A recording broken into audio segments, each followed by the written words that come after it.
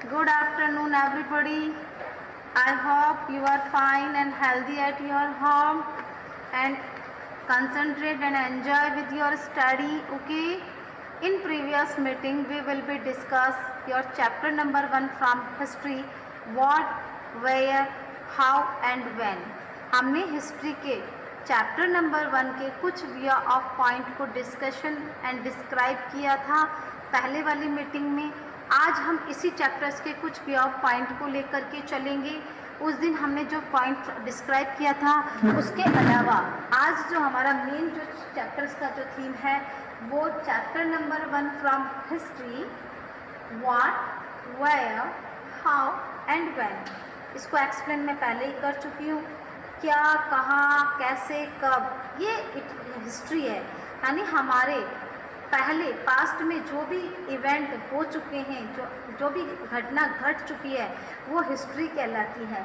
हमने कुछ पॉइंट पहले पढ़े थे। आज का जो हमारा सबसे मेन जो पहला पॉइंट है वो है द पर्पस ऑफ ट्रैवलिंग। यानी जो ट्रैवलिंग का मतलब होता है एक स्थान से दूसरे स्थान पर जो आना और जाना, वो कहलाता है ट्रैवलिंग। तो इसका पर्पस क्या था, ठीक है, इस ट्रैवलिंग का जो पर्पस है वो क्या था। तो लिसन मी, अच्छे से सुनोगे समझ में आएगा। If you concentrate with your chapter then everything you get, आप एवरीथिंग आपको समझ में आएगी, ठीक है। Purpose of travelling, the first point, the purpose of travelling. यानी क्या पर्पस था, क्या उद्देश्य था जो लोग एक जगह से दूसरे स्थान पर सर्च करते थे, घूमते थे।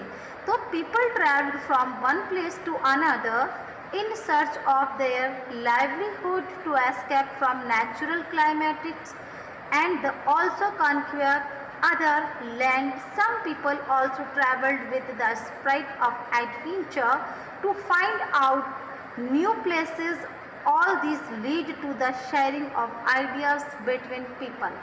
ये कहता है कि इस ट्रैवलिंग का जो पर्पस था वो एक तो ये था कि जो लोग हैं, जो व्यक्ति हैं, जो ह्यूमन बींग्स हैं, वो एक स्थान पर दूसरे स्थान पर ट्रैवलिंग इसलिए करते थे अपनी जीविका के लिए, यानी अपनी लाइफ को चलाने के लिए, लाइवलीहुड, अपनी जीविका को चलाने के लिए वो एक प्लेस से दूसरे प्लेस पर मूव करते थे। और सबसे बड़ी प्रॉब्लम जो उनके सामने थी वो थी नेचुरल क्लाइमेटिक, यानी प्राकृतिक रूप में जो भी आपदाएं आती थी, जैसे फ्लड है, ड्रॉट है, बाढ़, सूखा आदि। और आल्सो इसके साथ सम पीपल जो है वो ट्रैवल करते थे अपने आइडियाज़ को स्प्रेड करने के लिए, अपने नए एडवेंचर्स को स्प्रेड करने के लिए, अपनी नॉलेज को स्प्रेड करने के लिए और अपने विचारों को एक स्थान से दूसरे स्थान के लोगों में स्प्रेड करने के लिए लोग बाग जो है वो ट्रैवलिंग करते थे।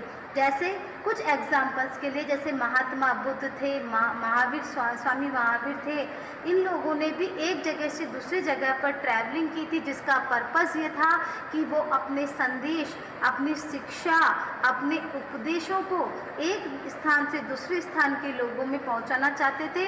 वैसे ही और भी ऐसे कई लोग थे जिन्होंने अपने आइडियाज़ को स्प्रेड करने के लिए दूसरे लोगों के माध्यम ट्रैवलिंग स्टार्ट की।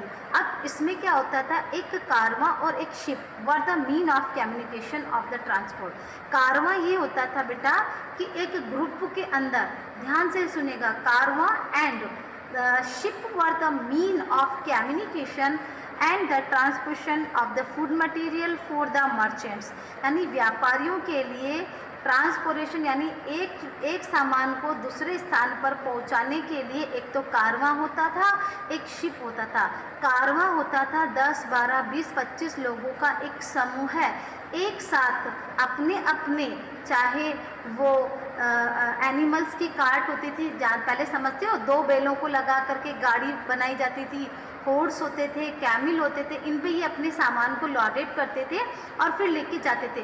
तो एक समूह के अंदर अपने अपनी गाड़ियों, अपने अपने एनिमल कार्ट के साथ में जब ये आगे बढ़ते थे तो वो कारवां कहलाता था। और शिप आप जानते हो जहाज, यानी वाटर वे से ये लोग जो है अपने ट्रांसपोर्टेशन को करने के लिए एक स्थान से दूसरे स्थान पर जाते थे।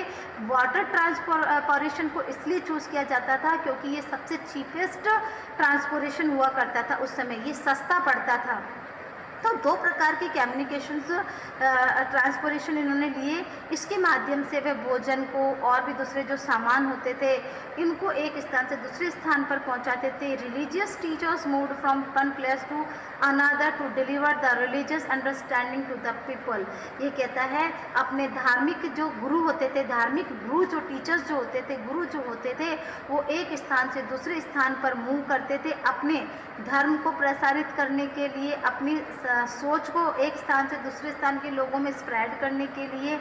ये जितना भी थिंग्स जो होता था एक स्थान से दूसरे स्थान पर जो मूव करते थे वो कहलाता था ट्रैवलिंग। आ गई बात समझ में? तो पर्पस ऑफ ट्रैवलिंग ये हुआ करता था, एक तो अपने विचारों को स्प्रेड करने के लिए, ट्रांसपोर्टेशंस के लिए, लाइवलीहुड के लिए। जब व्यक्ति एक स्थान से दूसरे स्थान पर मूव करता था तो उसको हम बोलते थे ट्रैवलिंग। और उसका पर्पस जो था वो सभी लोगों का अलग अलग हुआ करता था।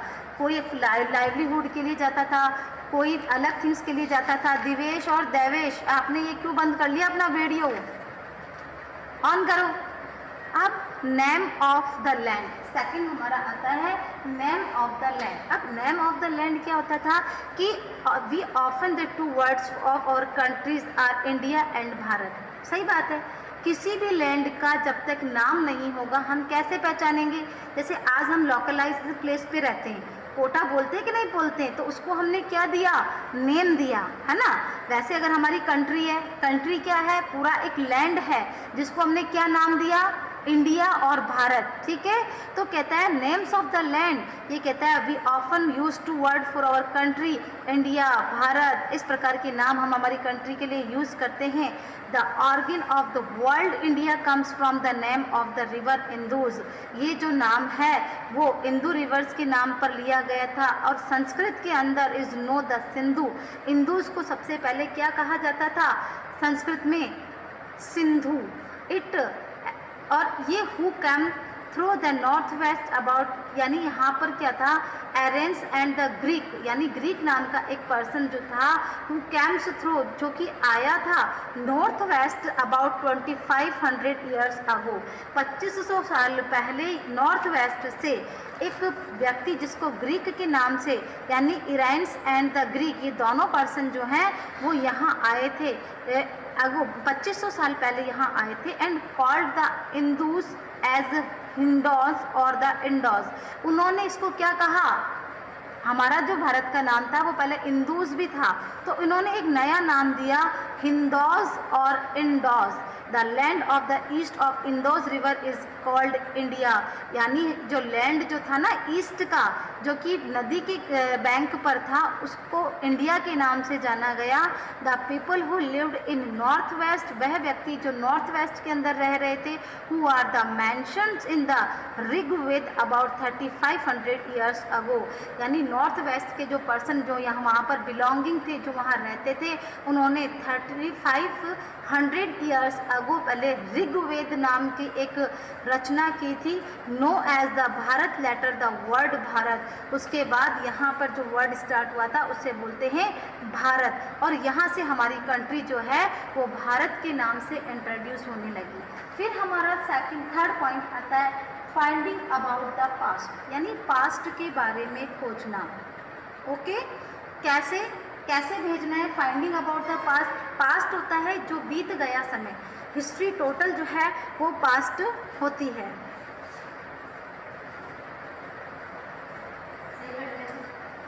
ओके, अब हमारा जो मेन है finding about the past, past को, यानी हमारा जो पीछे जो बीत गया हम उसको कैसे खोजेंगे, कैसे प्राप्त करेंगे उसको? तो किसके द्वारा हमको जानकारी होती है? हिस्ट्री की हमको नॉलेज कहाँ से होती है बेटा? बहुत सारे इंस्क्रिप्शंस होते हैं, जब हम वहाँ पर इन्वेंशन करते हैं तो वहाँ के बर्तन के टुकड़े, वहाँ के इंस्क्रिप्शन, बहुत सारे मंदिर होते थे, बहुत सारे पुराने ऐसे सिक्के होते थे, बहुत सारे ऐसे राजा या जो भी पहले के लोग होते थे वो सीमेंट की इस प्रकार की तख्तियाँ बना कर के उसके ऊपर इंस्क्रिप्शन लिखते थे। वहाँ से हमको इतिहास के बारे में पता लगा। क्या हमने कभी, लिसन, मेरी बात ध्यान से सुनना, क्या हमने कभी अर्ली वुमेन को देखा है? नहीं। हमको किससे पता लगा अर्ली वुमेन के बारे में? हिस्ट्री से। और हिस्ट्री को कैसे पता लगा? कि जो धीरे धीरे हमारे जो आर्कियोलॉजिस्ट होते हैं, जो हमारे खोज तत्ववेता होते हैं, वो क्या करते हैं, खोज करते हैं, तो वहाँ छोटे छोटे अवशेष मिलते हैं, छोटे छोटे टुकड़े मिलते हैं, उनसे वो नॉलेज में लाते हैं कि उस समय ऐसा हुआ होगा, उस समय ऐसा हुआ होगा। जैसे एनिमल्स की बॉन्स मिली तो उससे पता लगा कि वो एनिमल को टैम भी करते थे, डोमेस्टिक एनिमल पालते थे। अगर उनको कहीं जैसे अनाज वगैरह या जो भी हमारे ग्रेन्स होते हैं वो खुदाई में मिलते हैं, तो उनसे पता लगता था कि भाई वो खेती करना भी जानते थे। तो हमारे पास्ट को जो है ढूंढने के लिए 2 पॉइंट हुआ करते थे, स्टडी ऑफ इंस्क्रिप्शन और स्टडी ऑफ आर्कोलॉजिकल फाइंड। एक तो इंस्क्रिप्शन हुआ करते थे, वहाँ इंस्क्रिप्शन में क्या होता था, खोद करके रिटर्न साक्ष्य होते थे, उसको कलेक्ट किया जाता था। और सेकंड, जो हमारे इतिहासवेत्ता, जो हमारे खोजकर होते हैं, उनके द्वारा हमको पास्ट के बारे में पता लगता है। ठीक है, there are a lots of way of finding out about our past. One is it search in and the book and the written long ago, These are called the manuscripts। देखिए ये कहता है कि बहुत साल पहले की बात है, हमारे पास्ट को खोजने के लिए one is to search for and the read books, उसके लिए हमने किताबों को पढ़ी है, रिटर्न साक्ष्य को लिया है, और वहाँ पर जो जो लिखा गया है उसे मैन्यूस्क्रिप्ट के नाम से जाना गया। और manuscript come from the Latin word, ये मैन्यूस्क्रिप्ट जो शब्द है ना बेटा, वो लैटिन शब्द मैन्यू से आया गया है, जिसका विच मीन्स, इसका अर्थ होता है हैंड मैन्यूस्क्रिप्ट, यानी हाथ से लिखित तख्तियाँ। इस प्रकार अब हम स्टडी ऑफ इंस्क्रिप्शंस में जब हम जाते हैं तो apart from of manuscripts the other sources are the inscription.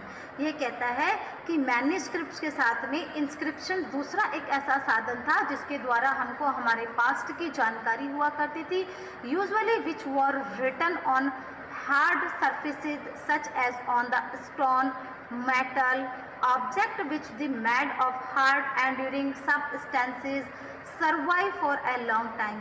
ये क्या होता था, एक सरफेस होती थी, सख्त सरफेस होती थी बेटा, उसके ऊपर लिखा जाता था, जैसे पत्थर था। पर आप अभी 7 वंडर जाते हो, कभी 7 वंडर देखा है आपने? अभी अपने कोटा का जो 7 वंडर है, वहाँ पे जैसे ही आप एंटर होगे तो हर एक मॉन्यूमेंट, हर एक स्टैचूज के साथ में एक पत्थर के ऊपर कुछ लिखा हुआ है, उस पर पत्थर पर कुछ लिखा हुआ है, वो क्या कहलाती है, इंस्क्रिप्शन। तो पहले इंस्क्रिप्शन ही चलती थी, हार्ड सख्त सतह के ऊपर कील से कुरेद करके लिखा जाता था उसको। उसमें हम मेटल को भी ले सकते, और भी ऐसे ऑब्जेक्ट थे जिनके ऊपर खोद करके चट्टानों पर भी लिखा जाता था। चट्टानों पर अलग अलग प्रकार के पिक्चर्स बनाए जाते थे ताकि हमको हमारे पास्ट की जानकारी जो है उससे मिलती थी, कैसे लोग वहाँ पर सरवाइव करते थे, कितने लंबे समय तक लोगों ने इस प्रकार के लाइफ जो है वो फॉलो किया। इस प्रकार के वे ऑफ थिंग्स जो है हमको इंस्क्रिप्शन के माध्यम से हमको मिलता है। फिर हमारा आता है study of the archaeological finds. ठीक है, अब जो आर्कियोलॉजिकल होते हैं, यानी इतिहास के अंदर बहुत सारे ऐसे आर्कियोलॉजिस्ट होते हैं जो इस बारे में खोज करते हैं और खोज करके फिर वो हमारे को बताते हैं। तो study of the archaeological finds, वो स्टडी करते हैं फिर हमारे को बताते हैं। The object which have been recovered during the executive were usually studied by the experts called the archaeologist. ये कहता है कि हमारे ऐसे कई स्टडीज एक्सपर्ट हुआ करते थे जिन्होंने ऐसे कई ऑब्जेक्ट थे जिनको रिकवर्ड किया, और रिकवर्ड करने के बाद में उनकी स्टडी की। इस प्रकार का जितना भी जो काम करते हैं वो आर्कियोलॉजिस्ट कहलाते हैं। They study the remain of the building.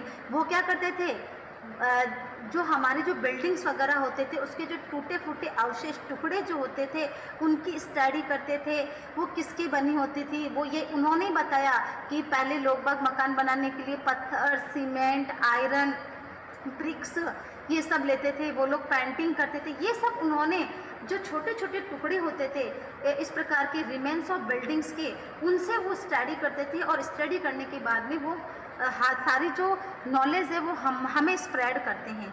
The archaeologist explore and excavate to find the different objects like the weapon, tools, pots, pans, ornaments, and the coin, also the bones of animals, birds, and the fish through which they got the information regarding the eating pattern of the people in the past, यानी past इसके अलावा building के तो remaining building तो वो लेते ही थे, उसके अलावा बहुत सारी ऐसी थिंग्स थी जिनकी वो खोज करते थे, उनके बारे में वो नॉलेज पुट करते थे। उसमें कॉइन थे, बर्तन थे, बोन्स ऑफ एनिमल्स थी, ग्रेन्स थे और बहुत सारी ऐसी थिंग्स थी जिसके द्वारा उनको कलेक्ट करते थे। कलेक्ट करने के बाद उनके बारे में जानकारी लेते थे। पोट्स, टूल्स, पेन्स, ऑर्नामेंट की उस समय कौन कौन से ऑर्नामेंट्स पहने जाते थे, कौन कौन से बर्तन यूज़ किया करते थे, कौन कौन से रूम हुआ करते थे, इस प्रकार की उनके ईटिंग पैटर्न को बताते थे। इन सब पर आर्कोलॉजिस्ट जो है वो रिसर्च करते थे और रिसर्च करने के बाद में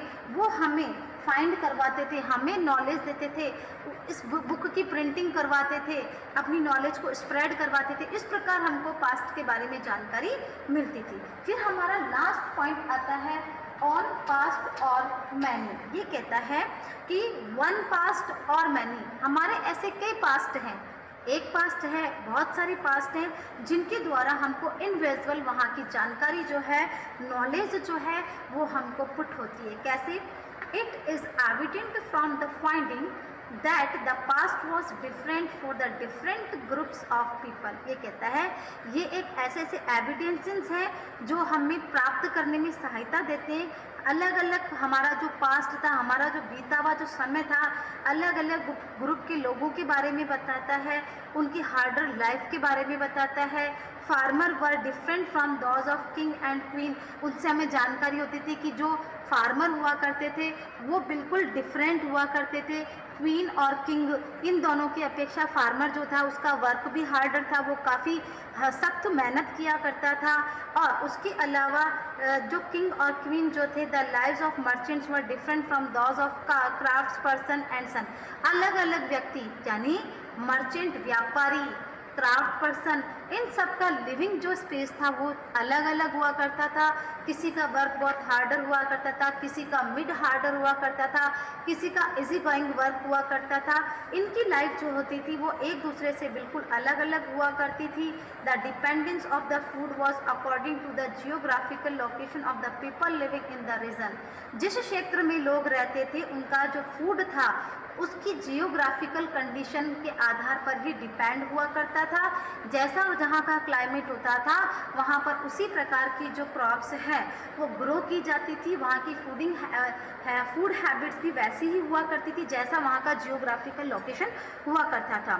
the people of the Andaman island get their food by fishing, hunting and collecting forest produced, while the quite different of the people living in the cities. ये कहता है कि हमारा जो अंडमान आइलैंड जो था, the people of the Andaman island, Andaman island पर रहने वाले जो व्यक्ति थे, जो लोग थे, उनमें क्या था, उनकी जो फूड थे वो, उनका जो फूड क्या था, एक तो फिशिंग, एक तो वो क्या करते थे, फिश को पकड़ करके फिशिंग करते थे, हंटिंग, जानवरों का शिकार करते थे, कलेक्टिंग फॉरेस्ट प्रोडक्ट, जंगल के अंदर जो भी प्रोडक्ट उगता था उसको वो कलेक्ट करते थे। और क्वाइट द डिफरेंट फॉर, अलग अलग टाइम पर उसको अलग अलग अपनी हैबिट में डालते थे।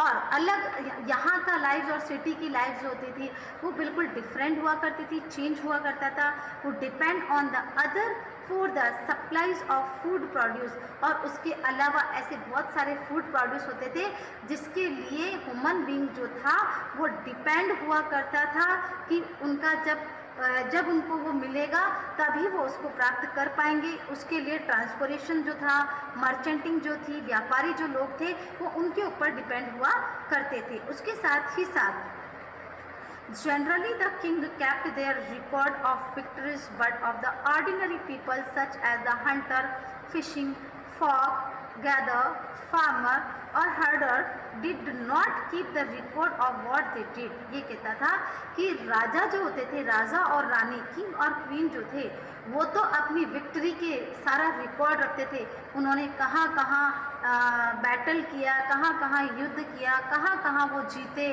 कहाँ कहाँ उनकी हार हुई, इस सब का रिकॉर्ड रखते थे। लेकिन जो हंटर, फिशिंग, फ्लॉक, गैदरर, ये जो अलग अलग जो फॉर्म्स ऑफ पीपल थी वो इस प्रकार का कोई रिकॉर्ड नहीं रखते थे। उनके पास अपने लिए बताने के लिए कुछ भी नहीं था। The archaeologist tried to reconstruct of the pattern of life of ordinary people through the object found in the process of the executive। ये कहता है कि हमारा जो आर्कियोलॉजिस्ट जो थे वो अपना अलग अलग पैटर्न बनाते थे, ऑर्डिनरी पीपल जो थे वो ऑब्जेक्ट फाउंड करने के बाद में एग्जीक्यूटिव प्रोसेस के अंदर डाल करके वो सारी जितनी भी इंफॉर्मेशन होती थी वो हमको देते थे। इस प्रकार हमको हमारे पास्ट के बारे में नॉलेज हुई कि पहले का व्यक्ति कैसे रहता था, कैसे खाता था, उसके इंटरेस्ट क्या क्या थे, उनका लिविंग स्टैंडर्ड क्या था, उन्हें और क्या क्या पसंद था, किस प्रकार का व्यापार होता था, किस प्रकार का एडमिनिस्ट्रेशन होता था। ये सारी चीज़ें हमारे को हमारे पास्ट से मिलती है। आज आपका ये चैप्टर जो है बेटा ओवर होता है, लेकिन इसके कुछ व्यू ऑफ पॉइंट यानी चैप्टर्स फिनिश होने के बाद में कुछ हाईलाइट्स पॉइंट जो होते हैं मैं उसको हमेशा बताती हूँ। हाँ, इस चैप्टर के अंदर जो कुछ वर्ड्स आए हैं वहाँ से आपका क्वेश्चन पुट हो सकता है। अब आप बड़ी क्लासेस में आ गए हो, जिसको हम क्या करेंगे, डिफाइन में दे सकते हैं। वर्ड मीनिंग जिसको बोलते हैं सोर्स क्या होते हैं? सोर्स होता है एनीथिंग और place from which sometimes come, arise or the habitant is called source। Source होते हैं स्रोत, वह थिंग्स जो हमको कहीं से मिलती हैं, कहीं से उसका उदय होता है और जिससे हम अपनी नीड को कंप्लीट करते हैं, वो सोर्सेस कहलाता है। फिर शब्द आता है ट्रैवलिंग। ट्रैवलिंग क्या होती है? The coming and going of person और the conveyance along a way of passage is called travelling. यानी पीपल आने और जाने के लिए जो कन्वेंस हायर करता था, पास करने के लिए जगह को एक स्थान से दूसरे स्थान को पास करने के लिए जो कन्वेंस हायर करता था वो कहलाता था ट्रैवलिंग। अब सबसे इम्पॉर्टेंट थिंग्स आ रही है मैन्यूस्क्रिप्ट्स। मैन्यूस्क्रिप्ट्स होती है the original text of an author works hand written और now usually typed that the submitted to the publisher is known as the manuscripts। Original text वह व्यक्ति जो अपने हाथों से लिख करके ओरिजिनल टेक्स्ट को या तो टाइप करके सबमिट करता था पब्लिशर को, वो क्या कहलाती थी? मैन्यूस्क्रिप्ट। अब आता है inscription. A historical religions or the other record cut, impressed, painted or written on stone, bricks, metal or other hard surfaces is known as inscription। यानी हार्ड सरफेस के ऊपर कट रिकॉर्ड, अपने रिकॉर्ड को, चाहे वो धार्मिक हो चाहे वो ऐतिहासिक हो, उसको पत्थर पर, ब्रिक्स पर पेंटिंग करके मेटल पर लिखते थे, वो कहलाता था इंस्क्रिप्शन। अब आता है historian. A person who study or write about an expert in history। जो हमारे पास्ट के बारे में पढ़ते और लिखते हैं, हमें बताते हैं, वो क्या कहलाते हैं? हिस्टोरियन। आज आपका चैप्टर यहाँ ओवर होता है। This chapters PDF are already sent, so you complete your chapter now। Okay बेटा, if any problem then we will be discuss on doubt class। Okay, anybody have problem? No any problem have you? Okay बेटा, I hope that कि आपको सारा chapter समझ में आया होगा। Okay, have a good day, have a nice day, thank you.